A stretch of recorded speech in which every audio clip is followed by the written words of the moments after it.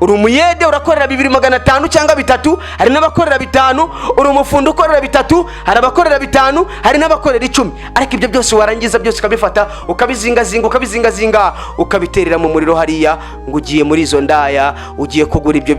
Ibi byose ni umwanda. Ibyo byose twirirwamo nge nawe ni umwanda mwabagabo mwe. Ariko she karame umuntu atunze imodoka umwana watagendamo umugore watagendamo imaze iki? Iyo modoka imaze iki? Umuntu atunze inzu nziza akajya kuba muri annex agakura umugore n'abana be mu nzu atari ukubera ko wenda ubushobozi bw'ibyo kurya biri kubura, ahubwo ari ukugira ngo wa mugore ngo akomeze asuzugurike. Pastor, ngenza abagabo benshi uhura nabo ukaganira nabo bakubwira ngo ni abasore kandi uzanabavuga wowe mba mubona. Bihorere, hari igihe umwuka azabarondora. Ry'Imana ikitwitayeho ubabara ntabwo bihoraho, ubupfubyi ntabwo buzashira. Muraho nshuti mudukurikiye kuri Buganza TV ndetse mukanudukurikira kuri F1 rwa TV. Nje kuri mikoro ndi Nyandwi Omar Sheikh Umaru Shafa nyita Bob Juno nkuko bisanzwe. Muri aya makuru cyangwa se muri iki kiganiro cy'uyu munsi tugiye kubagezaho nkuko bisanzwe ubwashize twababwiye ku kiganiro tuvuga ku mwari cyangwa se ku mukobwa cyangwa ku mugore mwiza, umugore utunganye, umugore wakora neza urugo rukatungana, ndetse uwo mugore yaba atunganye na society yose igatungana.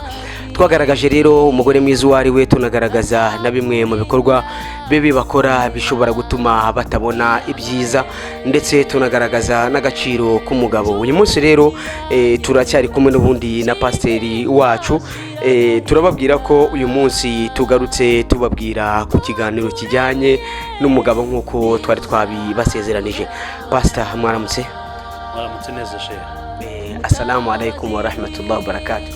Alaikum Kristo.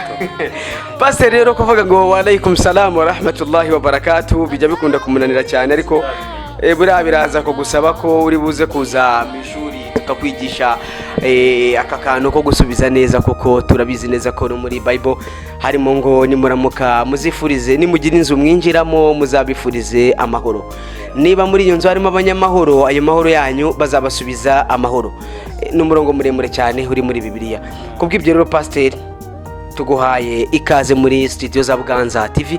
Nkuko bisanzwe uri umuntu uhoraho hano, duhora tuganira n'abanyarwanda baba badukurikiye. Ariko rero mbere ko dutangira ikiganiro, reka tubanze kwanza dusuhuze uyu witwa niyo nkuru Janet. Ni umunyeshuri muri kaminuza ni umunyeshuri muri kaminuza nkuru y'u Rwanda, campus ya Huye, akaba ari muri level 2 muri social work, akaba ariho ari kwiga. Turongera kandi rero tunababwire ko bantu mudukurikira kuri Buganza TV muri kaminuza zose ziri mu Rwanda, by'umwihariko abari hano haruguru hano kuri Nilake, namwe mwese turabasuhuje kandi tuzabasura.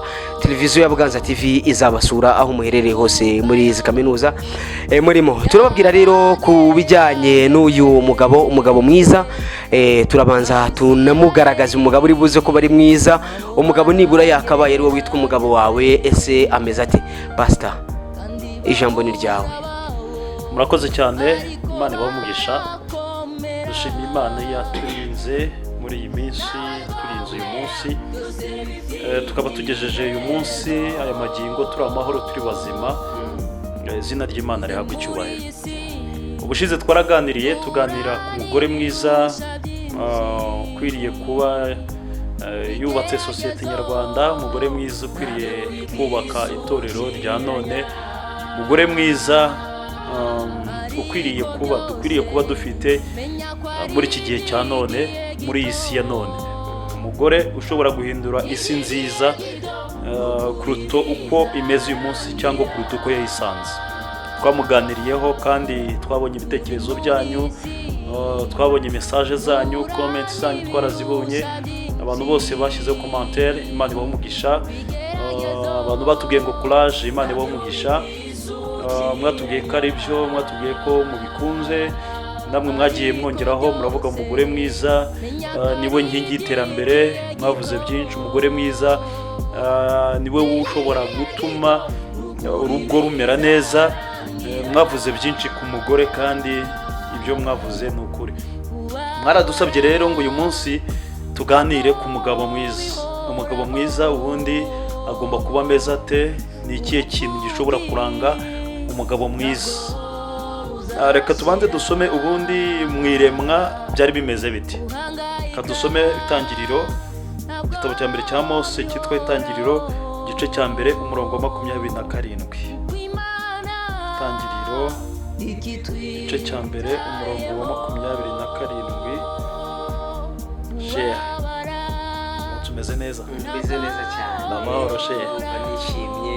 Ubona ufite morale. Ufite morale kubera ijambo ryiza bambwiye uyu munsi. Uyu munsi ni kwijuma. Uyu munsi ni ijuma. Niyo mpamvu ubona washyizemo ikanzu. Cyane. Wow. Ni byiza cyane. Kadusome umurongo wa 27. Aravuga ngo Imana irema umuntu ngo agire ishusho yayo. Afite ishusho y'Imana niko yamuremye.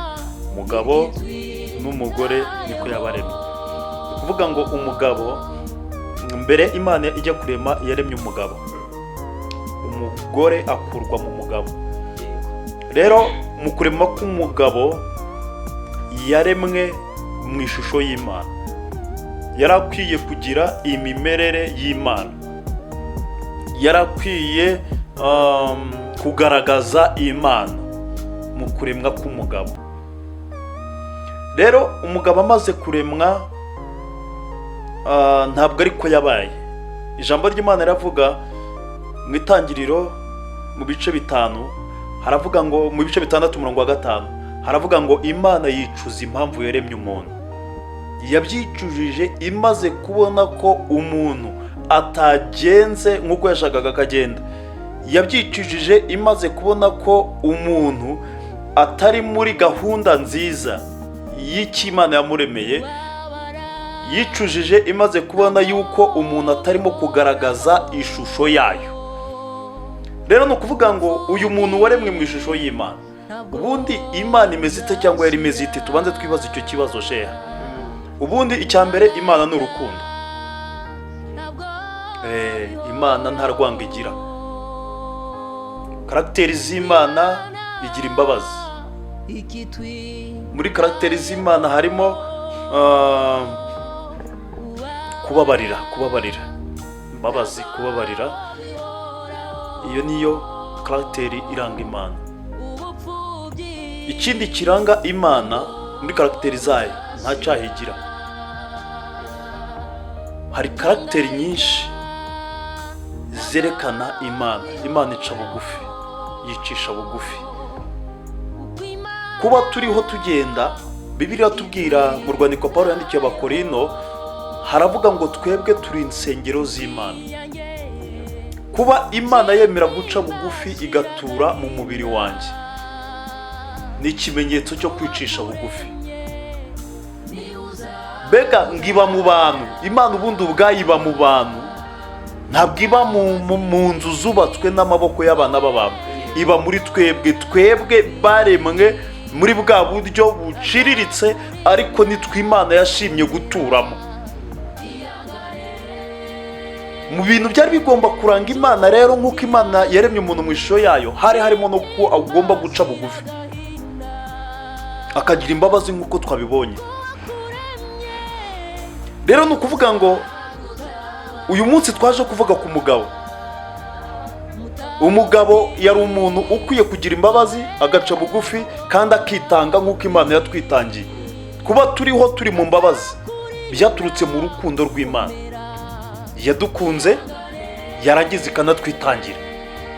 Aho niho kuba mpari, kuba ndiho, kuba mbasha gusaba imbabazi nkazihabwa, ibyo byaturutse mu rukundo rw'Imana.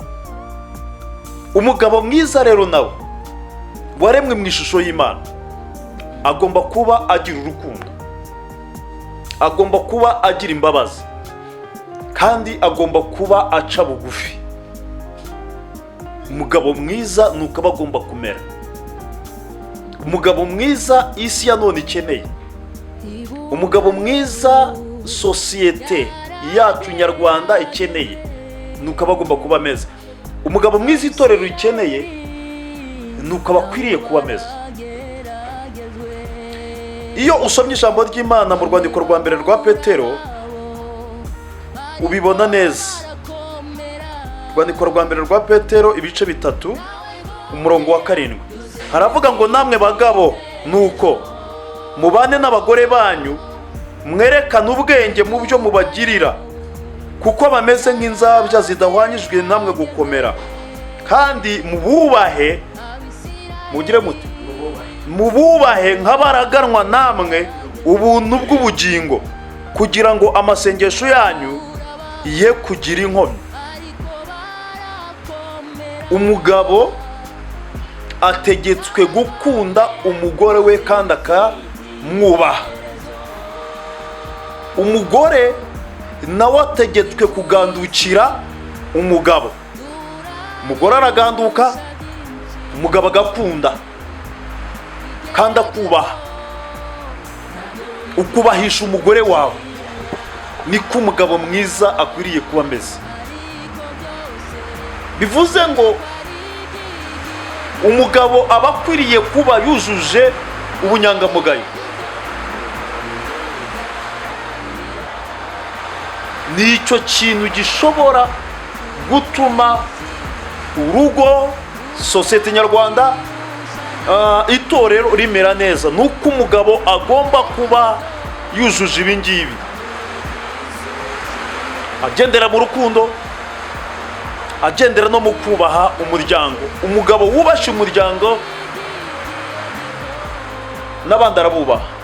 Niyo mpamvu turi kubisanisha na sosiyete ndetse n'itorero.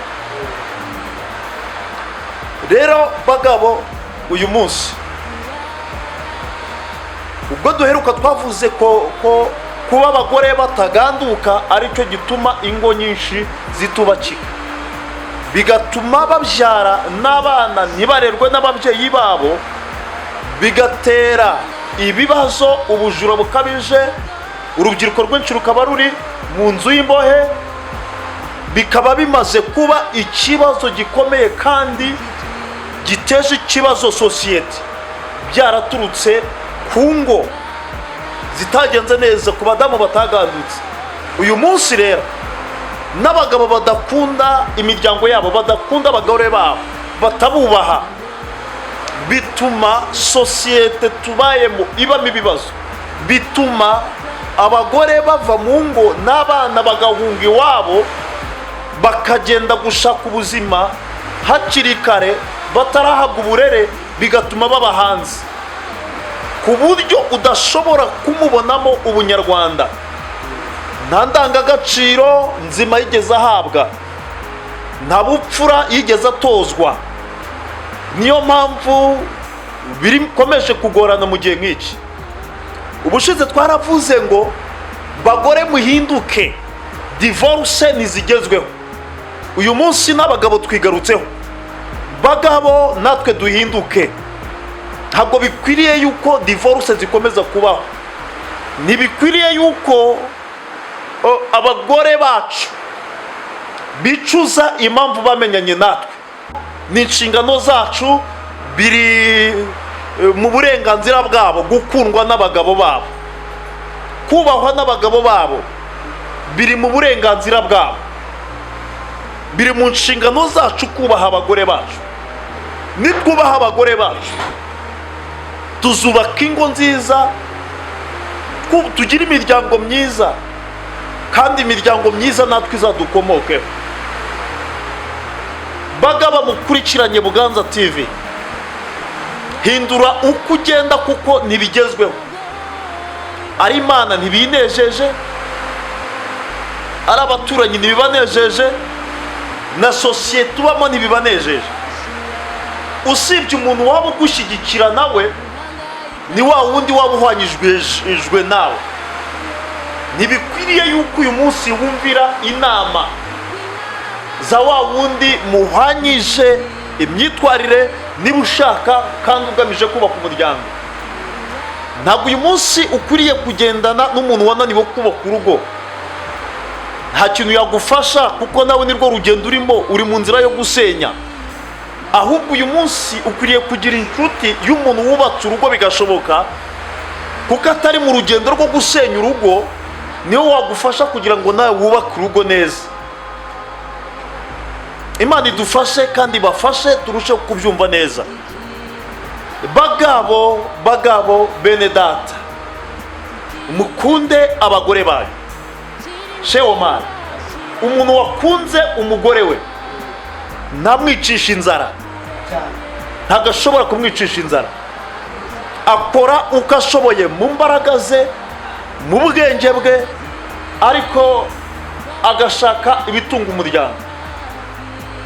Abagabo benshi ntibashaka gukora, baregeje amaboko, ntibashaka gukura amaboko mu mifuka ngo bakore. Imiryango yabona bagiye kwicwa n'inzara bagataha. Imana izakubaza uwo muryango wateye agahinda.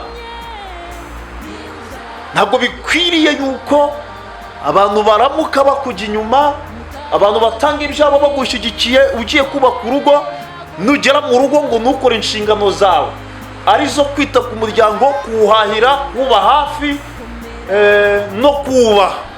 Ibyo nutabikora ukwiriye gukurikiranwa. Birashoboka yuko ntabwo abantu bose batunze imiryango ari uko bize, kandi abantu bose batunze imiryango si uko bakora mu ma-office. Abantu bose batunze imiryango si uko bize hanze. Abantu bose batunze imiryango si uko bafite imodoka cyangwa indege cyangwa n'amakadasitire, si uko oya. Abantu bose bubatse imiryango nuko bazi kandi bagerageje gukora no gushyira mu bikorwa inshingano zabo nk'abagabo. Kuba umugabo si ukwambara ipantaro gusa, si ukusokoza ubwanwa gusa. Kuba umugabo ni inshingano, ni ugukura amaboko mu mufuka. Uyu munsi ntukavuge ngo uri umugabo udashaka gukura amaboko mu mufuka ngo ukore. Gerageza ukore, nibyo bizatuma kuba uri umugabo bihabwa agaciro mu muryango wawe, bihabwa agaciro mu gihugu cyawe, bihabwa agaciro no mu itorero ryawe. Shaka imirimo ukore, ntabwo kwirirwa ukora ibinyuranyije n'amategeko ariko kuba umugabo. Oya, abagabo bakwiriye kuba ari abanyakuri, bakagira umwete mu byo bakora, bakagaragaza ibikorwa by'ubwenge bagirira abagore babo. Niko Bibiliya ijambo ry'Imana rivuga. Nyakubahwa pastor, wenda tukiri kuri iyo ngingo y'uko abagabo bagomba gukora, usanga muri sosiyete nyarwanda ndetse nta nubwo ari hano mu Rwanda honyine, usanga abagabo inshuro nyinshi aribo bangiza imitungo yabo baba barashatse cyangwa se baba barakoreye. Ugasanga barayangiza mu bagore bo mu gasozi, bakayangiza muri za maraya zicuruza. Ibi byo ni kimwe mu bivugaho nk'abantu mugira abandi inama mu nsengero ndetse no kuri Buganza TV. Icyo tubasha kuvuga nonaho uyu munsi ni gute ujye guhaza abandi utarahaza umuryango wawe. Ni ikibazo gikomeye. Bivuze ngo ntabwo uzi impamvu ituma umuntu ava iwabo areka kubana na nyina. Ntabwo uzi impamvu umuntu afata icyemezo cyo kuvuga ngo mvuye iruhande rwa data, nanjye nubatse iwanjye, ngize umuryango. Iyo uzi impamvu wita ku muryango ukawuba hafi, ukawubaka. Impamvu umuntu yubaka urugo ni ukugira ngo nawe azajya uri umuryango umukomokaho nk'uko nawe afite umuryango yakomotseho. Iyo rero utangiye gufata ubutunzi bwawe, ubushobozi bwawe, ukabujyana aho hirya mu bibi byose, bivuze ko bigoye ko umuryango mwiza uzagukomokaho. Biragoye yuko nawe uzajya ujya mu miryango y'abandi, mu miryango ikomokaho nawe, igukomokaho, kuko ubushobozi nibugushiraho ubujyana hariya warubuza bake muri za ndangamirwa. Ubushobozi nibugushiraho ntabwo uzigisha abantu. Ubushobozi nibugushiraho umuryango ukabura ikiwutunga, umugore azataha ntabwo azemera kwicwa n'inzara. Ubushobozi nibugushiraho nta gaciro uzagira muri rubanda. Ntibikwiriye yuko umugabo afata umutungo w'umuryango, dore ko umutungo atari uw'umuntu umwe, umutungo ni uw'umugabo, umugore ndetse n'abana. Ntibikwiriye ko umutungo ufatwa cyangwa umugabo ari uwujera wenyine, nabwo ntawujere mu buryo bukwiriye, ahubwo akawufata awujyana hanze, awujyana aho udakwiriye kujya. Ntabwo bikwiriye kandi biranahanirwa n'amategeko nayo arabihana. Mugabo ntabwo bikwiriye. Dore umugabo uko akwiriye kuba ameze. Abefeso ibice 5:23 ngo kuko umugabo ari we mutwe w'umugore we, nk'uko Kristo ari umutwe w'itorero, ari ryo mubiri we, ni nawe mukiza waryo. Wabyumvise? Umugabo ni umutwe w'umugore. Aha. Niwe membre fondateur w'umuryango. Yego. Niwe ugomba gutekereza bwa mbere iterambere ry'umuryango. Ntabwo ari bukwiriye gufata bwa mbere gahunda yo gusenya umuryango. Niwe ukwiriye gufata aharemereye kugira ngo azagire umuryango uteye imbere, utekanye, wa wundi bita bandebereho. Pastor, uzi ikintu kigiye kinera agahinda? Yes. N'abagabo bafite amafaranga, umugabo akava mu rugo rwe akajya gusambanya umwana ukiri mutoya, akamushukisha amafaranga, kandi amafaranga ari kumusambanyisha ni amafaranga akuye muri urwo rugo rwe, mu gihe umugore we n'abana badafite uko bameze. Hari n'ukuntu ngenda nanabona ukabona umuntu n'umufundi muri hangano uyu munsi, sinzi uburyo ndarwaye. Hari uburyo usanga umuntu yiriwe kuri chantier n'umufundi ari yarakora, yakoresheje imbaraga ze zose, n'umuhembye agiye kumuhemba amafaranga yumva ko agiye guhemba umuntu w'umugabo uri gukoresha imbaraga ze zose kugira ngo atunge umuryango. Umugabo yamara kubona ayo mafaranga ugasanga mu rugo bari ibijumba cyangwa bari ibyo birayi, ariko yarangiza akajya kugura izo nyama, kuko muri iki gihe umufundi arubashywe, ari guhembwa amafaranga menshi. Akagenda ku bashoboye bakajya kugura izo nyama n'ibyo bitoki n'amaburushete n'amayoga, bakaza gusangira n'abo bantu bo mu kabari cyangwa se n'izo maraya. Ese ibi byo ntabwo biri mu bintu bishobora gutuma sosiyete nyarwanda nayo ubwayo yangirika kubera abagabo bakoresha umutungo muri ubwo buryo? Icyo ni ikibazo gikomeye, nibyo twavuzeho mu kanya. Mbere yuko uhaza indi miryango, banza uhaze umuryango wawe.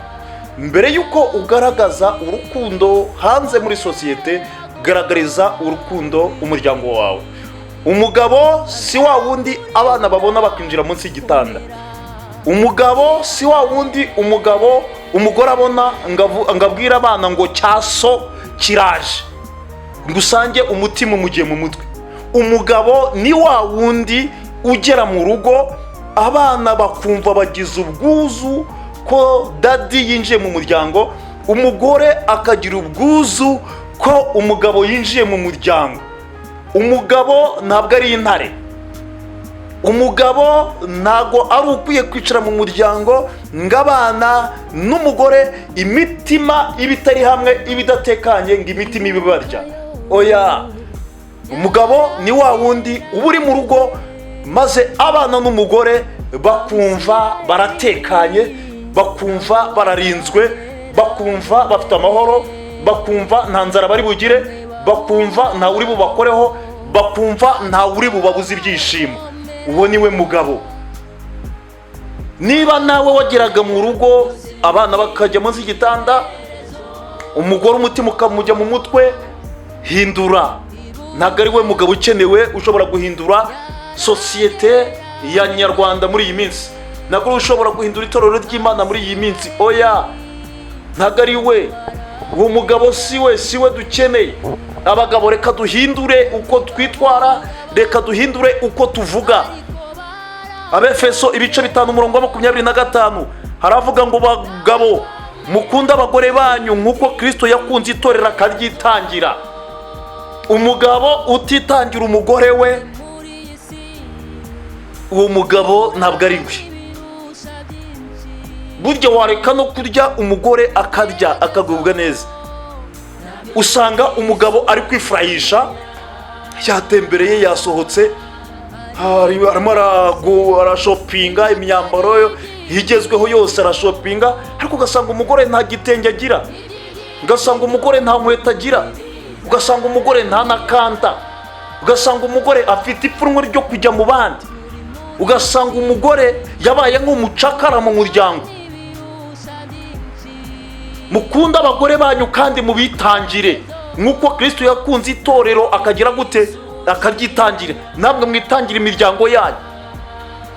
Abagabo ba kera barasohokaga bakajya imahanga gushakisha ibitunga imiryango, ariko umugabo muri iyi minsi arabona bitameze neza, ngo yarakwiye kuba yinjiza 500,000 none ari kwinjiza 100, ngo arimo arabona ubushobozi budahari, akabwira umugore ngo nabatashe, ngo ibihe byiza nibiza ngazamuhamagara agaruke. Icyo ni ikibazo gikomeye cyane. Muri covid narabibonye. Covid iraje, babaye bahagaritse ko akunda abakozi basigazaga 50%, birangije abagabo bamwe bafata abagore barababwira ngo babe basubiye iwabo, mwe mugiye mu rugo. bagiye kuguma mu rugo. None se musezerana, mwasezeranye ko ibiza cyangwa ibihe bibi nibiza azataha. Umugore si uwo mubana mu bihe byiza gusa, umugore mubana ibihe byose. Bagabo mukunda abagore banyu kandi mubitangire, mukora ibishoboka byose abagore basinzire neza, barote neza. Nibo bafite runini ku buzima bwacu nk'abagabo. Ariko reka nze nkubwire, dukwiye gutekereza kenshi nk'abagabo. Uzi umugore ugutekera buri munsi, ugufurira, ukwambikira abana, ugusasira, ugufureba mu buriri. Ariko mw'abagore mwe muragushimirwa, abagore n'abana beza. Burya uramuhoza ku nkeke, uramwicisha inzara, uramuteza ibibazo, uramuteza akaga gakomeye, uramukubita bya hato na hato. Abagore baritonda. Burya uwo mugore afite igice kinini cy'ubuzima bwawe, ubuzima ubayemo afiteho igice kinini. Burya ashatse yakwica. Mwakunze abagore, ibi ngibi turwana nabyo ngo abana ku mihanda n'iki n'iki, twebwe abubatse imiryango tugomba kubigiramo uruhare. Ni gake cyane umwana yasanze se ari muzima, ni gake cyane umwana yava mu rugo akava ku muhanda. Yasanze se yemera gusangira ubusa na nyina, ni gake cyane umwana yakurira ku muhanda ngo agende. Ariko arakata ku muhanda agasanga se arimo arakurura brochette, avuye umwana ku ishuri, yagera mu rugo agasanga nta n'ibishyimbo bihari. Umwana akavuga ati rero reka nanjye njye gushakisha ibyo kurya ku muhanda. Mwahura ku muhanda akakubwira ngo boss wampaye igiceri. Simujya mubabona, hari igihe saba haza inyama mu rugo nta byo kurya bihari.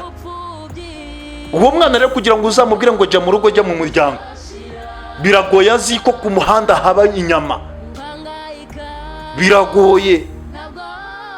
Imihanda abana bayimenye kubera twebwe basi. Umwana nakura abona dusangira nk'umuryango, tugasangira ibyabonetse. Umwana ntago azamenya ko kujya kubisaba ku muhanda bibaho. Genda ugura inyama uzijyane muzisangire mu rugo. Hari umugabo utarara inyama ku muhanda, ariko mu rugo bakazirya kuri bonane cyangwa kuri noheri no kuri pasika no kuri rayidi.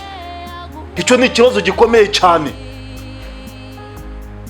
Bagabo, mwaretse tugahaguruka tugakunda imiryango yacu, natwe imiryango myiza ikazadukomokaho.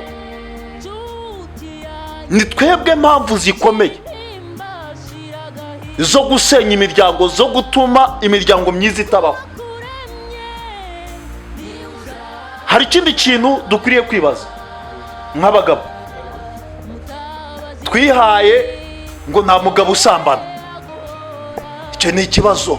Ngo nta mugabo usambana, barabyejeje, ngo imfizi ntiyimirwa, ngo abagore bose nabo mwabaye abami kuva kwa kangahe. Ngo abagore bose ngiki, abantu bigize imfizi z'akarere. Abo bantu muri sosiyete ntago bakenewe, ntago bikwiriye. Gusa tukira aho ngaho, ikintu kiba kibabaje nge kijya kintera ubwoba n'uburyo abantu ubona ari abagabo, ukabona barasenya ingo. Rimwe na rimwe abagabo inshuro nyinshi nitwe tuzana ibibazo mu ngo zacu. Ikintu rero giteye ubwoba, giteye n'agahinda, ni uburyo usanga umugore agiye kujya kwa muganga kwipimisha, ugasanga bamubwiye ngo yanduye virusi itera sida, mu gihe uwo mugore mu buzima bwe atarigeze kuva wamuzana, ntiyigeze ahaguruka muri urwo rugo ngo ajye nibura kuguca inyuma basagire ngo asambane n'umuntu uwo ari we wese. Ariko umugore disi akaza gukubitwa n'inkuba bamubwiye ngo ufite virusi itera sida. Ni ikintu gikomeye pastor. Ibi ngibi ni ibintu tugenda duhura nabyo muri sosiyete ya buri munsi. Ikindi kintu usanga umugabo yigira ndigabo guhahira umugore, kuba umugore wamuha amafaranga ngo jya guhaha. Wa mugabo ntugakoresha ijambo ngo mugende muteke muriye. Genda ujye ukoresha ijambo rigira riti genda uteke turye, kuko ibyo ngibyo bahashye nawe urabiryaho. Ntukabwire umugore ngo ninjye ubambika, vuga ngo, cyangwa se jya ukoresha ijambo rivuga riti nitwe twambikana, kuko nawe ubwe nyuma y'uko umuguriye umwenda nawe araza kukubera umwambaro mu ijoro. Ariko pastor, buriya wenda nuko ngiye uyu munsi wenda ntago ndi muri mood yo kuza kwigisha, ahubwo ikintu cyo ndibuze gukora no kuganira nawe, wenda tugenda twunganirana. Ariko ndakubwiza ukuri ko abagabo ni babi, abagabo turi babi kurenza n'abagore. Ku mutungo no kusesagura no kujya kuguramo abantu bari busambane nabo, mu bagabo 10 wasangamo abagabo 7. Urumva turacyari hejuru cyane. Nago rero nago babyoroshye, kuko inshuro nyinshi abagabo nibo bangiza ingo. Hari igihe uzabona umugabo arikuza ngo ngewe ngo nago yafata umwana ngo sunga umwana ndiriyeho. Rimwe umugabo yigeze ajya ku ntumwa y'Imana, umugore yabwiye umugabo, aramubwira uti yewe wa mugabo we wamfashije umwana, kubona hari ibyo ndi gukora. Umugabo yumva baramusuzuguye bya hatari. Amajije kumva ko bamusuzuguye umwana wabo babyaranye. Umugabo ararakara hafi no gukubita umugore. Arangije aravuga uti ngiye bari no jambo mbwira irambabaje, reka njye kukuregera amiril mu'minin. Ubwo nuwo bita Umar bin al-Khattab. None uwo mugabo arangije arahaguruka aragenda, amajije kugera kwa wa mugabo hagiye kumuregera arakomanga. Amashije gukomanga baramubwira ngo ihangane, ndahuzeho gatoye, hangana untegereze. Noneho agiye kubona uwo yaraje kuregera yaje ateruye umwana ari kumuhoza, umwana ari kumuriraho. Wa mugabo abibonye isoni ziramwica, abura icyo avuga, agwa mu kantu. Arangije aramubaza ati ya amiril mu'minin, yewe muyobozi w'abemeramana, yewe Umaru, ese koko nawe uterura abana? Aramubwira ati nabuzwa n'iki guterura abana? Urumva? Kandi we yarajeje kurega ngo umugore yamusuzuguye ngo kubera ko yamubwiye ngo naterura umwana. Ariko uranga guterura umwana wawe wabyaye, reka mbivuge neza, uranga guterura umwana wabyaye wa mugabo we, urajya guterura umwana w'umugore winjiye cyangwa ushaka kwinjira. Uranga kumyira umwana wawe igicurane, uratangira kuza kumyira abana b'abandi bundi mugabo, kubera ko ukeneye kuza gusambanya nyina w'uwo mwana. Uranga kugurira umwana wawe bombo cyangwa shokola, urajya kuzigurira abandi bantu mu gasozi. Uranga koza umwana wawe, urajya koza undi muntu, urajya koza abandi bana b'abandi bagabo. Kandi uraboza hehe? Kwa maraya. Uraboza nturi buze kugira gute? Kwandikirwa na kubabikira gusa. Uranamuheka, uramumyira, nituma uramukuramo pampa muhindurira indi. mu gihe iwawe mu rugo byakunaniye warangiza ukikomanga mu gituza ngo uri umugabo, uri mugabo nyabakiweho. Wewe waba uri mugabo nyabaki wowe utakora urugo rwawe? Waba uri mugabo nyabaki wowe utambika umugore wawe nibura nabo yambare kimwe n'abandi? Pastor, njyewe nzi abagore benshi batatinyuka no kujya mu nama, bumva ngo ni umugore wa shekhe, bumva ngo ni umugore wa pasteri, bumva ngo ni umugore wa gitifu, bumva ngo ni umugore wa naka, bumva ngo ni umugore w'umuntu ukomeye muri quartier, ariko akaba atatinyuka kujya mu nama. Arajya mu nama cyangwa se arajya mu kagoroba k'ababyeyi yambaye iki?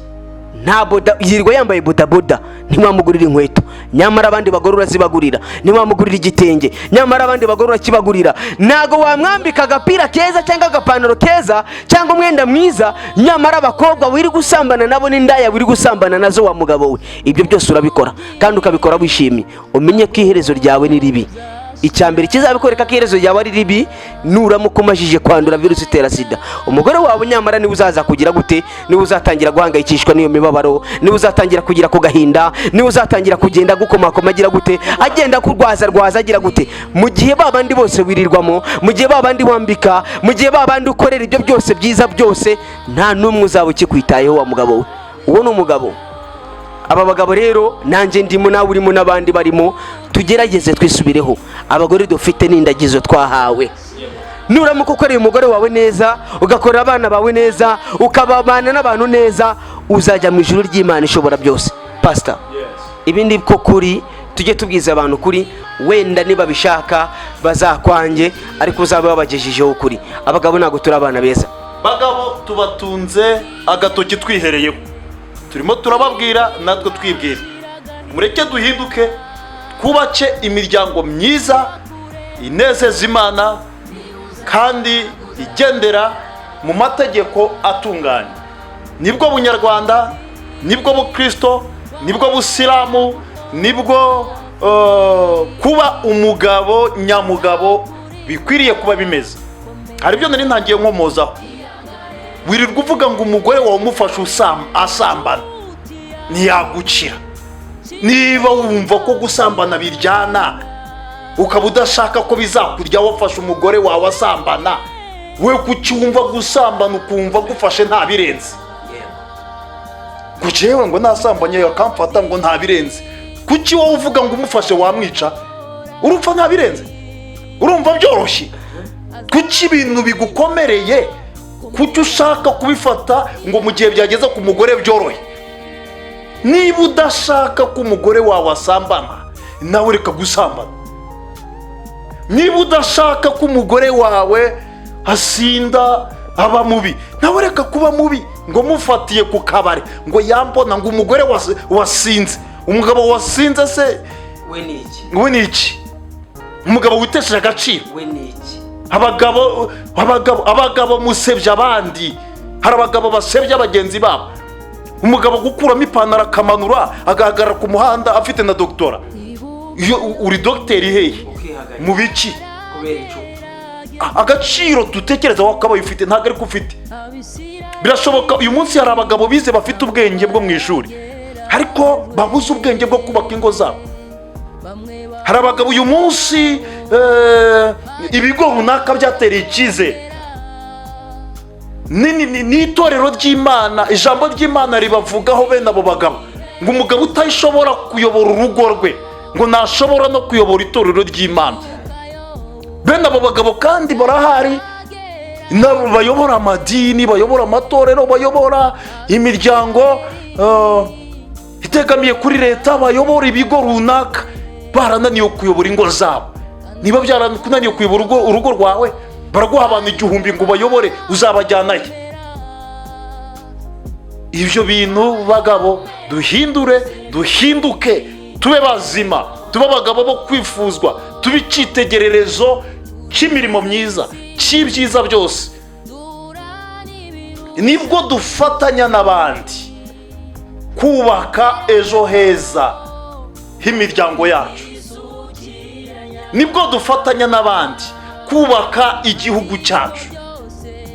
Nibwo dufatanya n'abandi gukorera urwatubyaye. Bagabo, ijambo ry'Imana riravuga mu rwandiko rwa 2 Pawulo yandikiye Abakorino, ibice 12 umurongo wa 15 haravuga ngo ku bwanjye nanezezwa cyane no gutanga ibyanjye ndetse no kwitanga rwose, nitangira ubugingo bwanyu, nubwo uko ndushaho kubakunda ariko urukundo mwankundaga rurushaho kugabanuka. Pawulo niko yandikiraga abikorinto, harababwira ngo kubwe yanezezwa cyane no gutanga ibye kugira ngo abagaragarize urukundo. Wowe nushaka gutanga ibyawe kugira ngo uragaragarize urukundo umuryango wawe, umugore wawe. Umugore ni uwo gukundwa, umugore si uwo bacira mu maso. Umugore ntabwo hari umukozi wazanye iwawe. Mubaha agaciro, mufatanye, ubufatanye. Bagabo bene data, tubane, dukunda abagore bacu kandi tububahe. Niko ijambo ry'Imana ryatubwiye, twubahe abagore bacu, tububahe. Reka gusuzuguza umugore wawe, oya, si byiza. Ndimo ndabwira abantu b'ingeri zose, ntihagire umuntu wiyumva nkaho bitamureba. Nihereyeho nanjye, birandeba.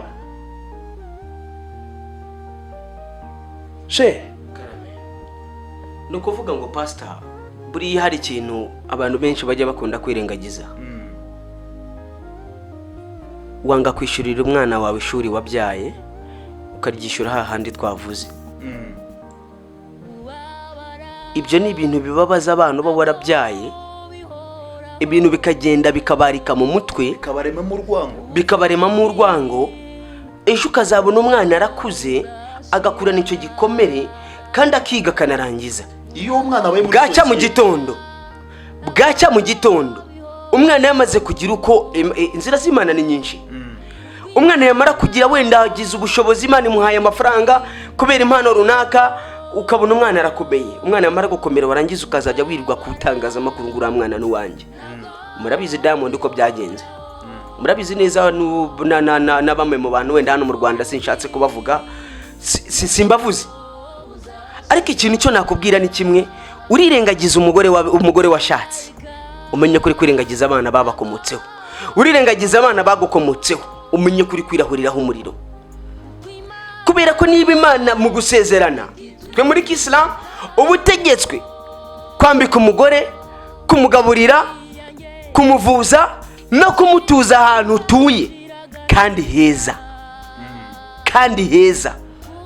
Ariko umuntu yarangiza, ngende umugabo bariko kubona mu modoka, ufite imodoka, abana marira yabishe abagore marira yarabishe, abagore baririrwa mu bintu bidafite shinge na rugero, abagore baririrwa birukanka bashaka abapfumu, abagore baririrwa kandi none ugasanga bari kujya muri abo bapfumu atari kugira ngo umugabo apfe, ahubwo ari kugira ngo umugabo agarukire urugo rwe. Ugasanga umugore aririrwa mu masengesho, arizakanyarira n'ahandi, ari kwirirwa arira, ararataka, asaba Imana ati Imana mpindurira umugabo. Nawe wowe uraryamye ku ndaya, uratura umubi wa byeri, uratura umubi w'iki w'ibintu byinshi wiri urya cyangwa se wiri unanywa. Mu gihe iwawe abana baro bararira, uri kunywa inzoga zihambaye zikomeye, abana mu rugo babuze isukari, uriho urarya inyama n'izo ndaya zawe wa mugabo we. Abana mu rugo babuze barya inyama rimwe mu mwaka, rimwe na rimwe hari n'igihe kigera bakazibura n'izo nyama ntuzibaye. Kandi nyamara ufite umutungo, ufite amafaranga, ufite akazi keza, urahembwa na leta cyangwa se n'ikindi kigo. Si ngombwa abo bose urahingira icyo gihumbi cyangwa icyo cyatanu, hari abahingira 2, uri umuyede urakorera 2,500 cyangwa 3, hari n'abakorera 5, uri umufundo ukorera 3, hari abakorera 5, hari n'abakorera 10. Ariko ibyo byose warangiza byose ukabifata ukabizingazinga ukabiterera mu muriro hariya, ngo ugiye muri izo ndaya, ugiye kugura ibyo. Ibi byose ni umwanda, ibyo byose twirirwamo nge nawe ni umwanda, mwabagabo mwe. Ariko karame, umuntu atunze imodoka, umwana we atagendamo, umugore we atagendamo, iyo modoka imaze iki? Umuntu atunze inzu nziza, akajya kuba muri annex, agakura umugore n'abana be mu nzu, atari ukubera ko wenda ubushobozi bw'ibyo kurya biri kubura, ahubwo ari ukugira ngo wa mugore ngo akomeze asuzugurike. Pastor, ngenze abagabo benshi, uhura nabo ukaganira nabo bakubwira ngo ni abasore, kandi uzanabavuga wowe mba mwubona. bihorere, hari igihe umwuka azabarondora. Ugasanga abo bagabo urahura nawe ukaganira nawe, hari abazi iwacu kuri bashiki banjye cyangwa se bakaza no kubaturanye, ndi umusore kandi afite urugo, bahura bahakana. Hari umuntu watubwiye ngo abagabo ntabwo bajya barenga imyaka 35, Bagira? ntabwo bajya barenza imyaka 35, iyo mubajya kubwira ko afite munsi ya 35. Ngo ni nibiri. None ngo abakobwa nabo ngo nta mukobwa ugereza imyaka 22. Ikintu cyo nakubwira, niba ufite imbaraga, umusaza cyangwa umugabo aremeye ko guha umwana we, yani mgaramiye kwa sababu wewe ndio mmewe, gerageza umukorere koko ni wowe mugabo we, yani ukisha kuleta michezo na kucheza, nuramukuzanye imikino no gukina, yani unacheza na mkewe, unamtupisha kichwa mkewe, ugatesha umugore umutwe, ufite ibibazo hano ku isi mumva ndetse no ku munsi w'imperuka. Pastor, iminota yatujyanye. Ariko reka mvuge akakandi. Yego. Bagabo, turimo turabivuga, ariko Imana irababaye. Bibiri ijambo ry'Imana iravuga ngo ibyo murabikora nk'abihorera mukagira ngo mpanywe nama, ngariko igihe kizagira mbishyira ku mugaragaro uko bikurikiranye. Bano bari mu nzego z'ubuyobozi mumeze gutyo, mugabanye mubireke mubivemo. Burya uramutse ugaragaye nibwo wamenya ko wagiye mu bintu bibi, umaze gutererwa icyizere hejuru y'ibyo bintu urimo, hejuru y'aho hantu uryamye nonaha, hejuru y'iyo gahunda ufite yaho ugomba gusohokera. Burya uramutse uhafatiwe muri iri joro cyangwa muri uyu mugoroba cyangwa muri weekend, nibwo wamenya ko ibintu urimo atari byiza.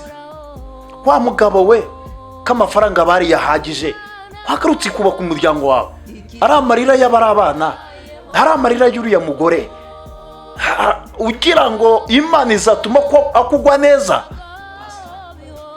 Islamu yagaragaje ko hari ibintu bitatu byatumye isi itarangira. Reka nkubwire bibiri. Hari umuhamagaro uno wadhana mujya mwumva uriya Abayisilamu dukoresha ngo Allahu Akbar, Allahu Akbar. Uyu muhamagaro mwumva mu gitondo saa 6, saa 9, saa 12 na saa 1. Uri mu bintu byatumye Imana igira impuhwe. Icya kabiri nakubwira, ni amarira y'abagore n'abana babo. Ayo ni amagambo y'intumwa y'Imana Muhammad sallallahu alaihi wasallam atubwira. Ayo marira y'abo bana n'abagore n'ayamasengesho abo bana n'abagore bakorera mu ngo zabo, bari gusaba bavuga bati nyagasani wanje, fashiriza umugabo wanje wavuye ahangaha yagiye gushaka ibyo kurya, mworohereza inzira zo kugira ngo aze kubona ibyo byo kurya. Akose numara kubibona none ukabijyana hariya, umugore naramukarize urwego runaka urimo, waba uri muri leta, waba uri muri ONG cyangwa se uri mu mushinga, waba uri umuntu wikorera ku giti cye, uriya mugore n'abana nibaramuka bazamuye ibiganza bakavuga bati nyagasani Imana twaragusenze turabakene, waduhaye ubukire, nyagasani Imana waduhaye amafaranga twari twarayabuze, waduhaye isukari twari twarayibuze, none bya bindi byose rora biduhaye, none dore umugabo atangiye kujya kubyangiza, yatangiye kubijyana mu ncoreke, yatangiye kubijyana mu gukora ibibi. Nyagasani Imana turagusabye mugarure, niba atagarutse ibintu wongere kandi ubimwake. Nguko uko mukugwa mu nshingano zanyu mu kazi mw'abagabo mwe. Abavuga butumwa mudahahira imiryango, mutita ku miryango, mutamenya uko abana n'abagore baramutse, mufata ibikwiriye gutunga imiryango ikanezerwa nk'abavuga butumwa. Ubutumwa bwiza ko buhera mu rugo. Mbese ubwo butumwa uvuga n'ubwandi. Imana iti atamuruna nasa, mubwiriza abantu gukora ibyiza, watansawuna anfusakum, mukirengagiza roho zanyu, wa antum tatununa alkitaba, wa antum kandi ari mwebwe basomye b'amategeko. Imana isoza ivuga ati afala taqiluna, ese mufite ubwenge? Ugarutse ku bantu babavuga butumwa, bahanuzi bashumba. Njyewe nzi umugabo, urumva pastor, nzi umugabo w'umushehe nkanje, ni na mwarimu wanjye. Imana imbabarire simuvuze, n'ibyo bibi bye simbivuze koko nanjye mfite ibyanjye ariko ndizera ko ari bunyumve. Guhahira umugore we byaramunaniye no kumwambika kandi abona akazi kanakomeye anahembwa na menshi kuturusha.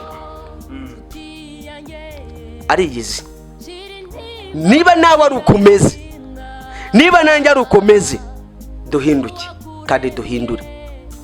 Pastor, ikiganiro cyacu nakagaruka. Imana ibahumugisha, muhindure, muhinduke, maze duhindure kandi twubake imiryango myiza igomba nayo gukomokwaho n'imiryango myiza. Imana ibahumugisha. Murakoze cyane rero nshuti mwari mudukurikiye kuri mikoro za Buganza TV. Nje nari Sheikh Umar Shafa, nyita Sheikh w'i Nazareti, nari ndi kumwe na Pasteur bita Mukomeza Maurice. Ibiganiro byacu rero ni agahoraho kuri Buganza TV. Kora subscribe, dukorere like ndetse na share, unaduye comment. Ikiganiro cy'ubutaha tuzibutsa abantu kubijyanye n'abana, inshingano z'abana mu muryango. Inshingano z'abana mu muryango. Nuko vuga ngo rero nicyo kiganiro cyacu tuzakurikizaho ubutaha. Mwakoze kudukurikira. Imana ibareba n'ijisho ryayo ry'impuhwe. Ciao ciao.